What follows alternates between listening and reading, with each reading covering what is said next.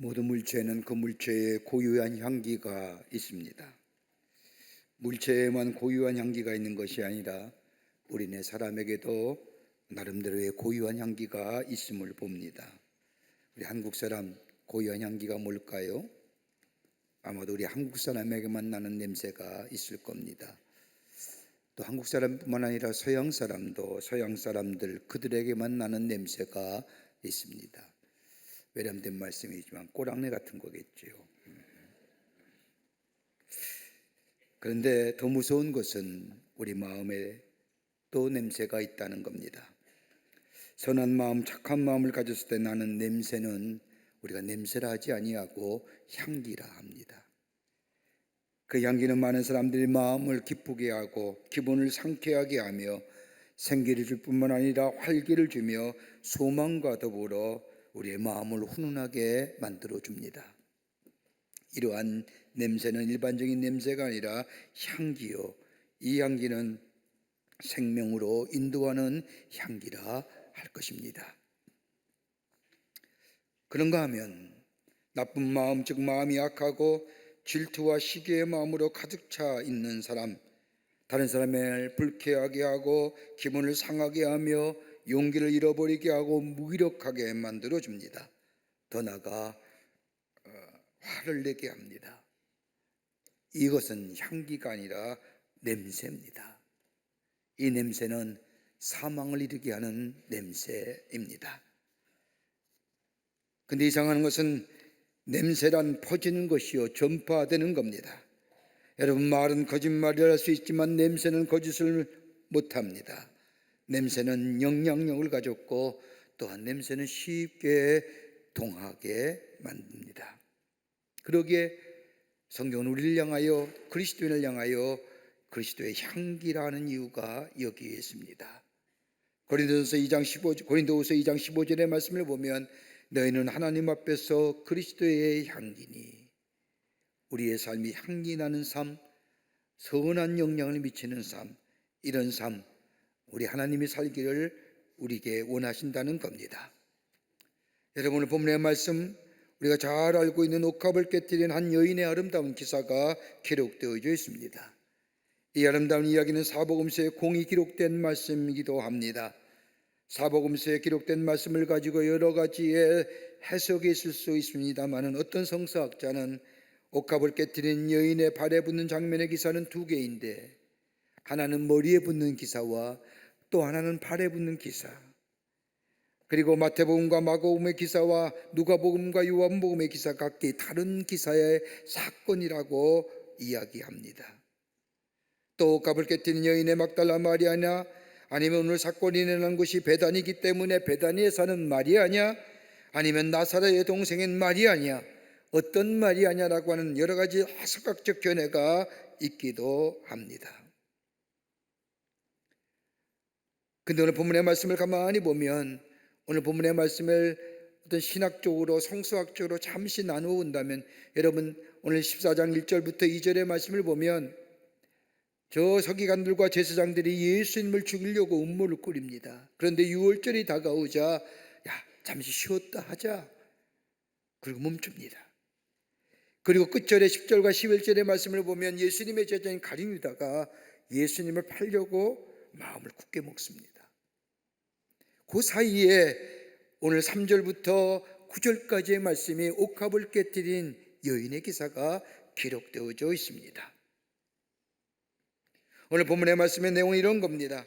예수님께서 십자가의 사건을 앞에 두고 사랑하는 제자들과 함께 시간을 보내시면서 제자들의 발을 씻어주시고 그들과 함께 마지막 식사도 하시며 유언의 말씀을 남기시고 하나님 앞에 나아가 기도하시면서 그 6월절의 시간을, 앞둔 시간을 보내고 계셨습니다. 이러한 중요한 시점에 예수님은 일전에 나병을 고치었던 베다니 집에서 식사를 하자 수많은 사람들이 함께 모여들었습니다.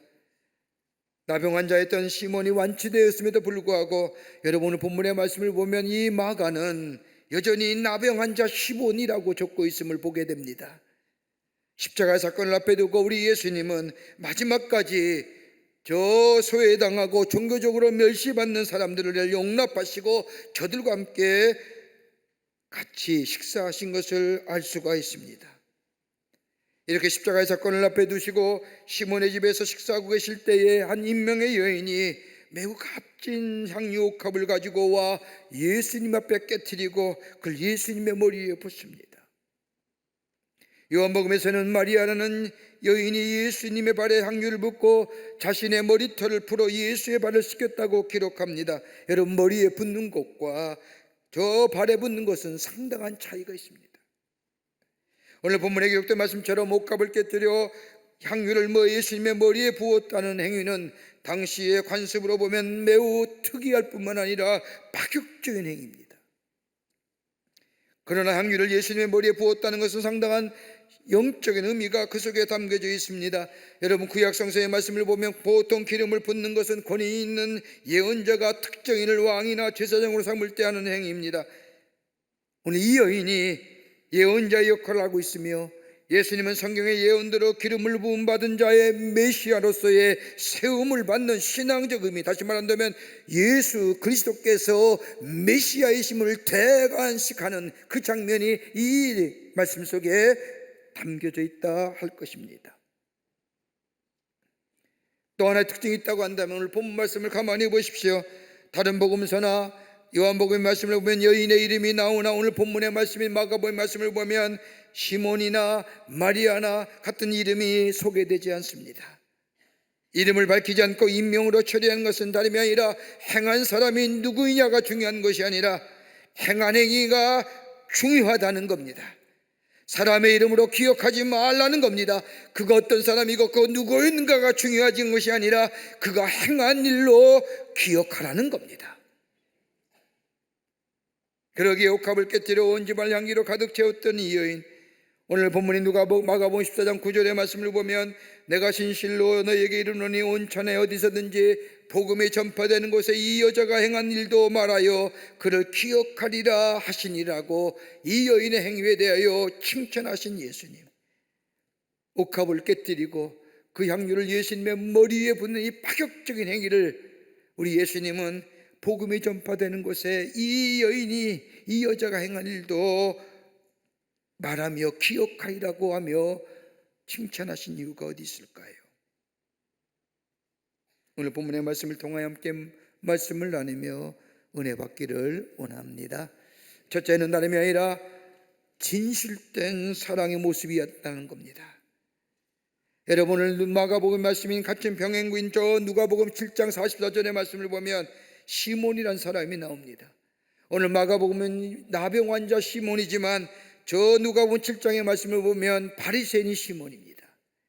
시몬에게 이르되 이 여자를 보느냐? 내가 내 집에 들어올 때 너는 내게 발 씻는 물도 주지 아니하였으되 이 여자는 눈물로 내 발을 적시고 그 머리털로 닦았으며 라고 말씀합니다. 조금은 다르죠. 오늘 마가복음 말씀과 누가복음에 기록된 말씀은 저 어느 집에 들어갔느냐? 저 바리새인 시몬의 집에 들어갔을 때에 저 여인이 옥합을 든 향유를 가지고 그 향유 옥합을 깨어 예수님의 발에 붓고 자신의 머리털을 가지고 예수님을 닦았다는 겁니다. 눈물로. 근데 오늘 이 마가복음의 말씀은 좀 다른 거지요. 누가복음 관점에서 좀 생각해 본다고 한다면 이스라엘 풍습에 의하면 사람들이 집에 들어갈 때면 신을 벗고 발을 씻는 것이 이스라엘의 관습입니다. 그렇게 집주인은 사람이 들어오면 물을 갖다 주는 것이 당연한 예의입니다. 그런데 오늘 바리새인 시몬은, 누가복음에 따른 바리새인 시몬은 그 당연한 일을 하지 않았다는 겁니다. 예수님을 자신의 집에 맞아들이긴 했지만 진정으로 예수님을 영접한 것이 아니라는 겁니다. 집으로 초대했지만 마음속으로 예수님을 영접하는 것이 아니라는 겁니다. 자신의 개인의 만족함을 위해서 저 갈릴리 호수와 더불어 저 동네에 다니면서 예수, 하나님의 나라의 말씀 메시아라고 얘기하는 저 젊은 예수, 그 젊은 예수가 이적과 기적을 표했던 그 예수가 우리 집에 왔다는 것으로 만족함을 누리기 위해서 예수님을 하나님의 아들이신 구원의 주로 받아들이는 것이 아니라 자신의 만족함을 누리기 위해서 예수님을 자신의 집으로 초대했다는 겁니다. 그러나 마가복음에 나오는 이 여인, 옥합을 깨뜨려 향유를 예수님의 머리에 부었다고 기록하는 오늘 본문의 말씀, 향유를 예수님의 머리 위에 붓는 행위나 발에 붓고 자신의 머리털로 예수의 발을 씻는 행위는 다름 아닌 예수를 향한 진실된 사랑. 예수님이 그 모습 보시고 감동하신 거예요. 그 오늘 본문의 말씀을 보면 이 여인이 300대를 위하는 엄청난 금액의 가치를 가진 이 향유가 다인 옥합을 깨뜨려 예수님의 머리에 부었다고 말씀합니다. 이것을 본 예수님의 제자인 가룟 유다가 이 여인의 행위를 비판합니다. 여러분, 당시의 향유는 고산지대에서 자생하는 식물에서 채취한 향유로서 극히 제한된 부분에서만 나오는 비싼 향유입니다. 한꺼번에 많은 양을 채취하는 것도 아닙니다. 저 인도나 히말리아의 고산지대에 자생하는 식물에서 채취하는 소량의 향유를 담고 모으고 모은 겁니다. 향유값은 300데나리온이라고 하면 당시의 노동자가 평생을 노동해야 벌 수 있는 값의 향유입니다. 1년치입니다. 당시의 노동자가 받는 일당이 한 데나리온이었으니 300데나리온이면 1년 내내 먹고 쓰지 않고 모을 수 있는 돈입니다. 이것을 예수님의 머리에 그것도 한순간에 부어버린 겁니다. 가룟 유다 눈에는 뭐예요? 없어진 거예요. 낭비예요. 소비예요. 중요한 날도 아닙니다. 당시의 종교지도자들에게 예수가 죽임을 당할 기라고 하는 흉흉한 소문이 돌고 있는데 예수님에게 그 비싼 향유를 부어오렸다는 겁니다. 이것을 본 바리새인 유다는 이것처럼 가치는 없는 행위가 어디 있느냐라고 생각합니다. 이걸 팔아서 가난한 사람에게 나누어지면 더 아름다운 일이 아니냐라고 질책합니다. 여러분, 어떻게 보면 가룟 유다의 생각은 지극히 실용적이고 지극히 합리적이고 지극히 이성적입니다. 근데 가룟 유다에게 없는 게 하나 있는 겁니다. 사람을 도와주고 나누어주고 가난한 사람에게 도움이 되는 휴머니티는 있는지 모르지만 그 속에 사랑이 결핍된 겁니다. 사랑이 없습니다. 여러분, 아무리 이성적 판단이나 합리성이나 휴머니티가 있다 할지라도 그 속에 사랑이 결핍되어 있다고 한다면 아무것도 아닙니다.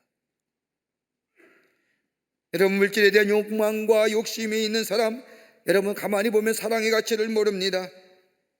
오늘 본문의 말씀을 보십시오. 세상의 모든 것은 자신의 만족과 욕심을 채우는 도구로밖에 보이지 않았던, 아무리 생각해가 돼도 이해가 되지 않았던 가룟 유다는 정녕 뭐요? 마지막에는 예수님을 은 30냥의 노예값으로 팔아버립니다. 그런데 옥합을 깨뜨려 향유를 예수의 머리에 분 이 여인은 그 예수님이야말로 300데나리온의 가치보다 더 큰 사랑, 그 사랑 앞에 자신의 사랑을 고백하는 겁니다. 여러분, 사랑은 낭미 없는 사랑은 사랑이라고 말할 수 없습니다. 여러분, 사랑하는 사람 가만히 보십시오. 사랑하면 아끼지 않습니다. 아깝지 않습니다. 할 수 없으면 더 많이 주고 할 수만 있으면 더 해주려는 것이 사랑의 마음입니다. 사랑이 시들어가고 사랑이 병들어가고 사랑이 퇴락되니까 주는 것이 아깝고, 그래서 되돌려 받으려고 하고 할 수만 있으면 인색하게 구는 거예요. 사랑이 병든 겁니다. 얼마 전에 우연치 않게 방송 TV를 보다가 뭐 사랑의 무슨 징검다리 뭐 이런 것들 이렇게 하는데 남자가 여자에게 프로포즈하는 장면이 나오는 겁니다. 유심히 봤어요. 어떻게 하는 것일까? 근데 조그만 방 안에 이 남자가 별나별 다 합니다. 저 꽃을 가져다가 방 안에 꽃을 가득 채우고, 꽃만 채우는 것이 아니라 꽃잎을 바닥에 다 뿌리고, 방 안에 초를 갖다 놓고, 초도 그냥 갖다 놓은 게 아니라 하트 모양의 가운데는 빨간색 초를. 제가 보기에 뭐 저렇게까지 해? 저렇게 하고 다 끝나면 다 쓰레기통에 갈 건데 말이에요. 왜 그냥 꽃 그냥 주면 안 돼? 왜 꽃을 잎을 따서 이렇게 깔아야 돼요? 이유가 아무리 생각해도 이해가 안 되는 겁니다. 아니, 그냥 돈으로 주면 더 좋잖아요. 야, 옷 하나 사 입고 와. 더 실용적이지 않아요? 더 합리적이잖아요. 굳이 그렇게 또 뭐 꽃잎을 따서 뭐 깔고 초로 얼마나 힘들고요. 아무리 봐도 낭비인 것 같아. 끝나가면 다 쓰레기통에 들어갈 건데, 제 생각에는 낭비인 것 같지만 가만히 보면 거기 나오는 청년은 그렇지가 않은 거예요. 어떻게 하면 더 낭비할 것이 없을까? 낭비하고 싶어 안달이 나는 것처럼 더 많이 주려고 하고 사랑하는 사람에게 더 낭비하려는 것입니다. 아, 저게 사랑이구나. 사랑하지 않고는 저렇게 할 수가 없지. 여러분, 우리에게 주신 우리의 자녀들의 사랑 어떠십니까? 얼마나 많은 것들을 낭비하셨습니까? 입을 거 안 입고 먹을 거 안 먹고, 그리고 얼마나 많은 것들을 우리 자녀들에게 투자했습니까? 낭비했지요. 그런데 그걸 낭비라고 얘기하는 사람 아무도 없습니다. 왜요? 사랑하기 때문에. 오늘 본문에 나온 여인 보십시오. 사랑하는 예수님 앞에 자신의 모든 것을 다 드렸습니다. 여러분, 우리는 어떠한지요? 우리 하나님을 사랑한다고 하면서 얼마나 많은 것들을 계산하고 생각합니까? 나를 향한 하나님의 사랑과 하나님을 향한 나의 사랑, 여러분 비교할 만할까요? 비교할 수 없지요. 우리 하나님 우리를 사랑하시기에 하나밖에 없는 자신의 아들을 우리의 죄를 위하여 대속의 제물로 바쳐 죽게 하신 우리를 향한 하나님의 사랑, 여러분 합리적일까요? 이성적일까요? 여러분, 이런 하나님의 거룩한 낭비가 우리 가운데 없었더라고 한다면 여러분, 여기에 구원받을 만한 사람이 있었을까요? 하나님의 거룩한 낭비가 있었기에 오늘 우리가 하나님의 자녀로 살아갈 뿐만 아니라 자신의 아들을 죽이시기까지 하신 거룩한 낭비가 우리로 하여금 영생을 얻게 할 뿐만 아니라 하나님 나라의 구원받은 백성으로 살아가게 갈 수 있게 하신 것입니다. 하나님 우리를 향한 사랑을 한 번도 아까워하신 적이 없습니다. 내 아들 괜히 십자가에 못 박혀 죽게 했어? 이런 말 하지 마. 저 쓸모없는 인간들을 위하여 내가 왜 이렇게 해야지? 라고 하신 적이 한 번도 없습니다. 한 번도 후회가 없으셨습니다. 이 놀라운 사랑을 받은 우리가 정말 주님을 위하여 거룩한 낭비를 해보신 적이 있나요? 오늘 가룟유다 보십시오. 여인이 나와 옥합을 깨뜨려 그 향유를 예수의 머리에 붓 때에 그 여인의 낭비는 낭비가 아니라 거룩한 낭비요, 주님이 메시아 되심을 고백하는 그것이요, 더 나아가 주님의 사랑 앞에 자신의 것을 다 드리는 진정한 사랑의 고백입니다. 그러기에 오늘 예수님 뭐예요? 복음이 전파될 때마다 이 여인이 행한 행위가 기억하게 되리라고 칭찬합니다. 예수님을 향한 사랑의 고백,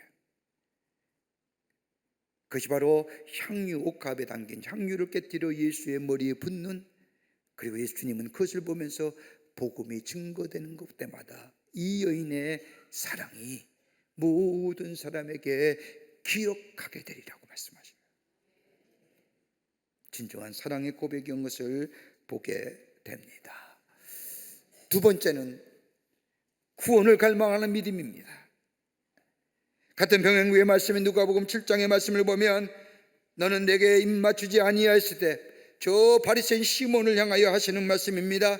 너는 내게 입맞추지 아니하였을 때 그가 내가 들어올 때부터 내 발에 입맞추기를 그치지 아니하였으며, 여러분, 유대인의 관습에 의하면 손님을 맞이하면서 입을 맞추는 것이 이 당시의 유대인의 관례입니다. 반가움의 표시며 환영의 표시입니다. 그런데 누가복음에 나오는 바리새인 시몬의 모습을 보면 예수님이 자기 집에 들어왔는데도 반가움이나 환영의 표시가 없었습니다. 예수님이 오시든지 가시든지 나와는 무슨 상관이 있느냐? 아무런 상관이 없다는 태도와 같습니다. 그런데 오늘 본문에 나오는 이 여인 보십시오. 예수님이 시몬의 집에 들어서자마자 따라 들어왔으며 예수님의 자리에 앉자마자 옥합을 든 향유를 깨뜨려서 예수의 머리에 붓었습니다. 믿음의 고백이지요. 마가복음에는 이 여인에 대하여 아무런 설명이 없습니다만은 누가복음의 말씀을 보면 이 여인을 가리켜 죄를 지은 여인이라고 얘기합니다. 지은 죄를 인하여 깊이 고민하던 여인, 그녀는 예수님만이 나의 구원의 주가 될 수 있다는 믿음을 가지고 예수께 나왔던 겁니다. 죄책감의 목마름으로, 회한에 인한 목마름으로, 사랑을 나누었으나 진정한 사랑을 발견하지 못했던 수많은 밤에 인한 목마름으로, 타는 듯한 목마름으로 예수님께 나왔다는 겁니다. 어떤 경로로 예수의 사랑을 알게 되었는지는 모르지만 하나님은 자비로우시며 은혜를 베푸심이라 하신 예수님의 말씀을 듣고 나왔다는 겁니다. 그러기에 구원은 어디요? 우리가 말씀을 듣고 믿게 될 때에 우리 안에 구원의 역사가 일어납니다. 나왔다는. 어떤 성서학자는 이 여인은 다름이 아니라 창기였을 것이라고, 그러기에 아마도 자신의 일과 연관되어 있었을 것이라고 이야기하는 성서학자들이 있습니다. 예수님을 만나기 전에 아마도 옥합의 향유를 모으는 것이 삶의 목적이었을 겁니다. 보람이었습니다. 향유가 점점 더 많아진 것을 보면서 기쁨을 얻었는지도 모릅니다. 돈이 생기면 향유를 사 옥합에 채우는 것으로 만족함을 누렸습니다. 그런데 옥합을 깨뜨린 것은 이전에 그런 생활 다 청산한다. 그것이 나의 희망이요, 나의 자랑이요, 나의 보람이요, 나의 기쁨이 아니라 오직 주님만이 나의 기쁨이요, 주님만이 나의 보람이요, 주님이 나의 구원의 주가 되어 저 옥합에 향유를 쌓는 것이 나를 구원하는 것이 아니라 오직 예수 그리스도 메시아 되신 주님만이 나의 구원의 주가 되심을 이 여인은 믿음으로 고백할 뿐만 아니라 옥합을 깨뜨려 향유를 예수의 머리에 부은 것.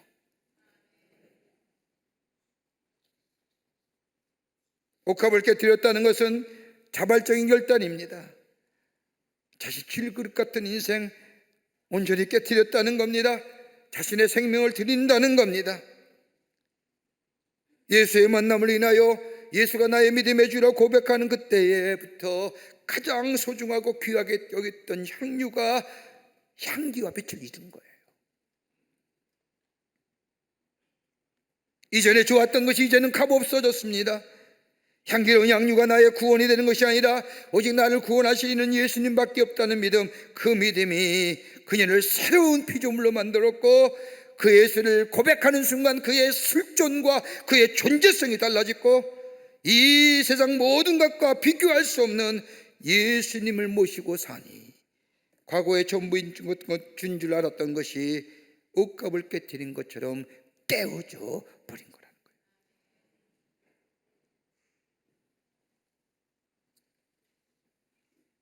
믿음의 고백들. 1872년에 세상에서 가장 야단스럽고 소란스러운 음악회가 미국 보스턴에서 열렸다고 합니다. 유럽에서 요한 스트라우스를 초청하는 음악회였습니다. 여러분 알다시피 요한 스트라우스는 푸른 도나우강을 연주한 지은 음악가요. 그 음악회였습니다. 무려 1000명이 넘는 오케스트라단원과 1만 명의 코러스 멤버들과 100명이 넘는 지휘자가 동원된 대규모의 음악회였습니다. 유럽에서는 미개의 나라인 미국에 요한 스트라우스 같은 지휘자를 보낼 수 없다고 하면서 반대운동이 일어나자 미국 무려 당시의 돈으로 10만 달러를 은행에 예치하고 스트라우스 공연이 끝나는 대로 안전하게 되돌려 보내겠다고 약속을 하고 음악회를 엽니다. 요한 스트라우스의 팬들은 요한 스트라우스의 기념품을 갖기 위해서, 기념품으로 그의 머리카락을 갖기 위해서 원하는 것을 알자 주최 측에서 개털을 요한 스트라우스의 머리털이라 속여 봉투에 넣어 팔 정도로 요란스럽고도 대규모 음악회였습니다. 요한 스트라우스가 왔습니다. 수많은 군중들이 운집했습니다. 그가 딱 지휘한 것 딱 하나, 푸른 도나우강에 그 자신이 지은 곡 딱 한 번 연주했습니다. 그러자 수많은 사람들이 열광하며 환호합니다. 한 사람이 지은 한 곡 때문에 수많은 사람이 모여 엄청난 사랑을 요한 스트라우스에게 보냈다는 겁니다.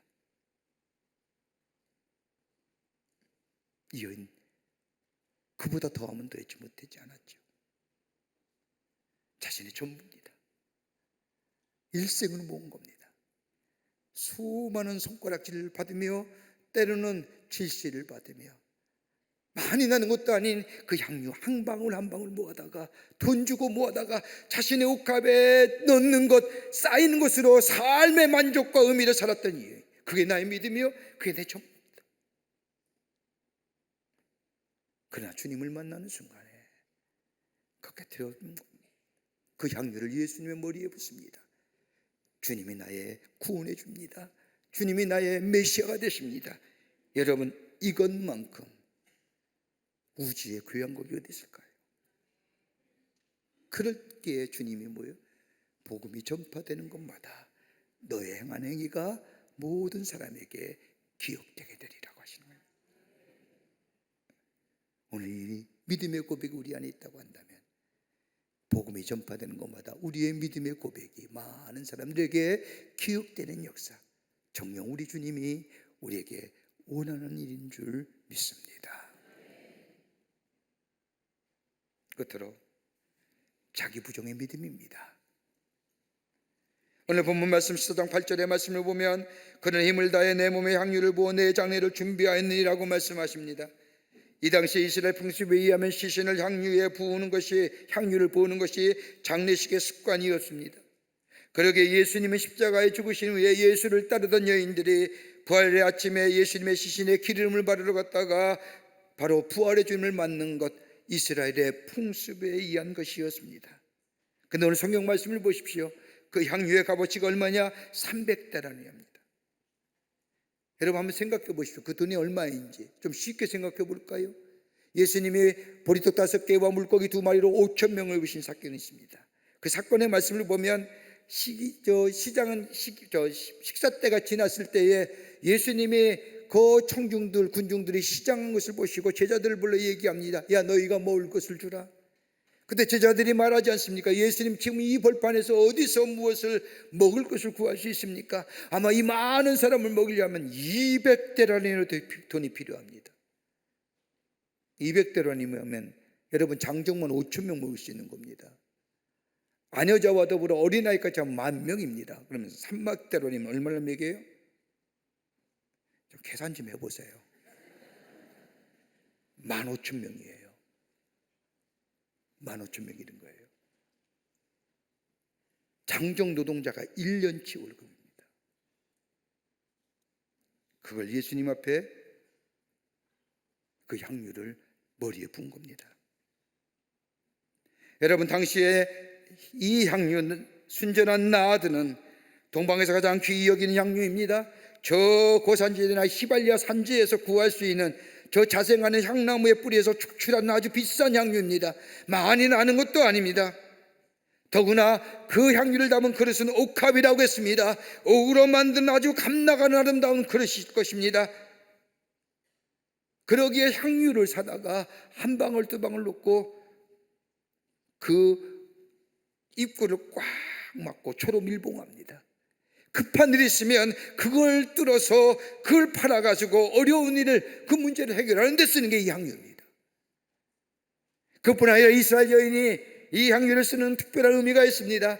결혼하게 되면 그런 천절밤 그 신랑에게 향유 한 방울을 뿌리면서 나의 신랑은 오직 당신뿐입니다라고 고백할 때 쓰는 향유요. 더 나아가 신랑과 관련된 아주 중요한 분들이 집을 방문했을 때에 최고의 존경과 예우를 보이기 위해서 이 향유 한 방울을 뿌리는 것이 바로 향유요. 또 하나 있으면 신랑이 죽을 때에 신랑의 죽은 시체에 뿌려주는 그 향입니다. 그래 이 향유는 다름이 아니라 나의 영원한 신랑이요 나의 인생의 최고의 귀한 분이요 영광과 찬양과 존귀를 받을 뿐이란 의미가 담겨져 있는 것이 이 향유인데, 그 향유를 예수님 앞에 그 깨뜨려 통째로 쏟아 부었다는 것은 예수님이야말로 나의 영원한 신랑이요 예수님이야말로 나의 인생의 최고의 귀한 분이요 예수님이야말로 찬양과 존귀와 영광을 받으실 분이라는 고백입니다. 더 나아가 뭐예요? 향유를, 옥합을 깨뜨릴 것은 내가 의지하던 겁니다. 어려울 때 쓸모 있는 것이요, 그걸 모으기 위해서 그것이 내 전 재산이요 내 정성과 내 눈물과 내 노력과 내 희생이 담겨져 내 전부입니다. 그걸 깨뜨렸다는 것은 뭐예요? 날 부정하는 거예요. 이거 아닙니다. 여러분, 신앙의 첫걸음은 뭘까요? 나를 부정하는 겁니다. 내를 지탱하고 있는 것, 나를 의지하고 내가 의지하는 것, 내는 올 수 있는 겁니다. 그러게 예수님 말씀하신 것처럼 누구든지 나를 따라오려거든 자기를 부인하고 자기 십자가를 지고 나를 따를 것이니라, 나를 부인하는 거예요. 그런데 이 여인의 행위를 비난하는 사람이 누구예요? 가룟유다예요. 요한복음에서는 이 행위에 대하여 비난하는 사람, 오늘 마가복음에는 없습니다만은 요한복음에는 가룟 유다라고 얘기합니다. 그런데 가룟 유다는 300데나리온의 가치가 이 나가는 향유가 예수님보다 더 중요한 거예요. 옥합을 깨뜨린 여인, 예수를 위해 300데나리온 이상의 값비싼 향유를 순간 드렸는데 가룟 유다는 뭐예요? 곧바로 가서 예수님을 노예값에 준하는 은 30냥에 예수를 팝니다. 옥합을 깨뜨린 여인은 예수님을 사랑으로 섬겼는데 가룟 유다는 이 여인의 선한 일을 비난합니다. 그것 가지고 가난한 사람을 구제하지 않고 병비하지 않느냐, 낭비하는 거 아니냐 책망합니다. 여러분, 이 책망이 이 여인을 향한 책망일까요? 아니잖아요. 그 여인의 봉사를 묵묵히 받고 있는 예수님에 대한 비난과 책망.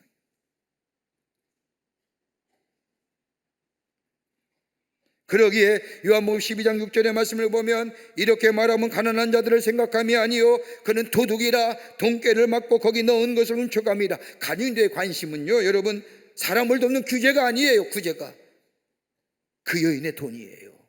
그 여인의 물질이에요. 더러운 욕심, 신학적 욕심, 끝없는 욕심, 아무리 바로 서고자 해도 내 안에 끊임없이 솟아나는 이 욕심과 이 욕망들, 여러분, 내가 아무리 배웠다 할지라도 내 지식과 내 경험과 내 윤리와 내 이성이 있더라도 여러분 이거 제어 못하는 겁니다. 누군가 이야기하지 않습니까? 자신의 이익 앞에서 자기 갖고 있는 이성이나 지식이나 경험이나 세계관이나 윤리와 다 무너지는 겁니다. 자기 부정이 있어야 돼요. 이것이 아니다라고 하는 거예요. 어디서 이루어져요? 십자가의 복음이, 예수 그리스도의 십자가만이 나를 부정하게 만듭니다. 십자가에 들어가신 예수님, 죄의 싹은 사망이라는데 죄인인 내가 죽어야 되는데 우리 예수님의 속죄제물이 되어서 나를 위해 돌아가신 것을 생각할 때마다 내가 죽는 겁니다. 그러게 바울은 갈라디아 2장 20절에 내가 매일매일 내 정과 욕심을 십자가에 못 박느니라, 자기 부정입니다. 여기에 역사가 일어나는 겁니다. 여기에 낮아집니다. 여기에 겸손해집니다. 마음이 청결합니다. 마음이 청결한 자, 겸손한 자가 하나님을 볼 것이고 하나님 나라가 저의 것이라고 하신 말씀처럼 자기 부정의 신앙이 내 안에 있을 때에 내 안에 겸손함을 통하여, 내 안에 청결함을 통하여 하나님의 얼굴을 보며 하나님 나라의 백성의 삶으로 살아가는 역사가 있게 됩니다. 오늘 이 여인이 그 얘기한 겁니다. 나를 부정하는 겁니다. 옥합을 깨뜨렸다는 나를 내려놓는 겁니다. 여러분, 오늘은 선교주일로 지킵니다. 지구촌에 약 17,000 종족이 있다고 합니다. 그 가운데 복음을 듣지 못한 종족이 약 7,400 종족입니다. 인구로 따지면 34억입니다. 우리는 교회도 많고 우리 집에 다 예수 믿는 사람인 것 같지만 무려 지구촌의 반 이상이 예수를 모르는 사람들입니다. 제일 많은 데가 남아시아입니다. 저 인도, 저 파키스탄, 저 방글라데시, 예수를 모르고 미전도족적, 예수의 이름을 들어보지도 못한 사람들이 무려 가장 많은 퍼센테이지가 남아시아에 삽니다. 우리 주변에 예수 믿는 사람이 많은 거니 복음이 널리 증거되는 것처럼 같지만 아직도 예수의 옛자도 듣지 못한, 구원의 주인 예수님을 듣지 못한 사람이 너무 많습니다. 우리를 구원하시고 하나님의 몸된 제단을 세우신 목적이 어디 있을까요? 이 구원의 놀라운 소식들, 예수 그리스도가 구원의 주가 되심을 증거하는 삶, 그걸 위해서 우리를 부르신 줄 믿습니다. 우리가 그 앞에 옥합을 깨뜨려 향유를 예수의 머리에 부은 같은 이 여인의 믿음의 헌신, 믿음의 결단이 있게 될 때에 우리 주님은 우리를 기억하신다는 겁니다. 어떤 때요? 복음이 전파되는 것마다 네가 하는 얘기를 내가 기억하게 하리라고 하시는 말씀입니다. 오늘 정녕 우리에게 필요한 것이 뭘까요? 우리 주님의 귀한 이 말씀, 구원받은 감격, 주님 앞에 사랑을 고백하며 믿음을 고백하며 내 것을 부정하며 주님과 함께 주의 주신 사명을 이루어 나가는 우리가 될 때에 이 땅에 하나님 나라가 세워지고 복음이 전파되는 것마다 하나님 우리가 행하신 일들이 많은 사람들에게 기억되게 되는 놀라운 은혜, 여러분 이것만큼 귀한 일이 어디 있을까요? 이런 놀라운 은혜를 매일매일 경험하며 증거하는 여러분과 저와 되시기를 주의 이름으로 축원합니다. 하나님 감사합니다. 저희를 주께서 사랑해 주셔서 하나님의 자녀 삼으심에 감사합니다. 우리를 통하여 이 땅에 복음의 놀라운 증거의 역사가 있게 해주심에 감사합니다. 매일매일 주님 앞에 우리의 사랑을 고백하게 하시고 우리의 믿음을 주님 앞에 고백하게 하시고 나를 스스로 부정함으로 오직 주님 붙잡고 살아가는 저희가 되게 하여 주셔서 저희의 삶을 통하여 이 땅에 하나님 나라가 널리 증거되는 놀라운 역사가 있게 하여 주시옵소서. 복음이 증거될 때마다 이 놀라운 일들이 더불어 기억나게 하시고 더불어 증거되는 역사로 인도하여 주시옵소서. 감사드리오며 예수님의 이름으로 기도하옵나이다. 아멘.